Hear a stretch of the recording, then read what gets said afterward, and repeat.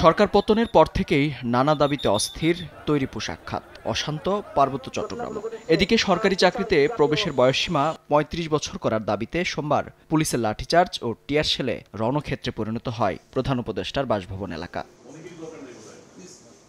এমন পরিস্থিতিতে মঙ্গলবার স্বরাষ্ট্র মন্ত্রণালয়ে বৈঠকে বসে আইন শৃঙ্খলা সংক্রান্ত উপদেষ্টা কমিটি। এতে সংশ্লিষ্ট উপদেষ্টা সহ আইন শৃঙ্খলা বাহিনী এবং গোয়েন্দা সংস্থার ঊর্ধ্বতন কর্মকর্তারা অংশ নেন। বৈঠক শেষে শ্রম ও কর্মসংস্থান উপদেষ্টা জানান, গুজব ছড়িয়ে পরিকল্পিতভাবে শিল্পাঞ্চলে অস্থিরতা তৈরি করায় সোমবার অনাকাঙ্ক্ষিত ঘটনা ঘটে।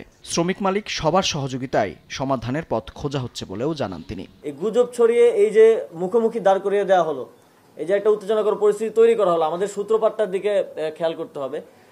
সেখানে আইনশৃঙ্খলা বাহিনী বাধ্য হয়েছে এবং আপনারা দেখেছেন যে সংঘর্ষে আইনশৃঙ্খলা বাহিনীরও ১৩ জন সদস্য মারাত্মকভাবে আহত হয়েছেন, চিকিৎসারত আছেন, এবং শ্রমিকদের মধ্যে যারা আহত এবং চিকিৎসারত আছেন তাদের চিকিৎসারও আমরা দায়িত্ব নিয়েছি। এদিকে পার্বত্য চট্টগ্রামের পরিস্থিতি উন্নতি হচ্ছে জানিয়ে স্বরাষ্ট্র উপদেষ্টা বলেন, সারা দেশে আইন শৃঙ্খলা পরিস্থিতির উন্নয়নে কাজ করছে সরকার। কাজে না ফেরা পুলিশ সদস্যদের অপরাধী হিসেবে ব্যবস্থা নেওয়া হবে বলেও জানান তিনি।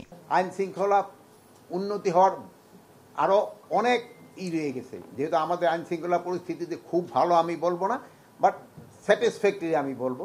বাট এইটারে কিভাবে ভালো করা যায় এই জন্য এখানে আলোচনা করা হয়েছে এবং আমি আশা করব আইন শৃঙ্খলা পরিস্থিতি যতই দিন যাবে আস্তে আস্তে উন্নতির দিকে যাবে। আসন্ন দুর্গাপূজা অতীতের যে কোনো সময়ের চেয়ে নির্বিঘ্ন করতে প্রয়োজনীয় সব উদ্যোগ নেওয়া হবে। তবে পূজার ছুটি বাড়ানোর বিষয়ে এখনো কোনো সিদ্ধান্ত নেওয়া হয়নি বলেও জানান স্বরাষ্ট্র উপদেষ্টা। মেহেদী হাসান, সময় সংবাদ, ঢাকা।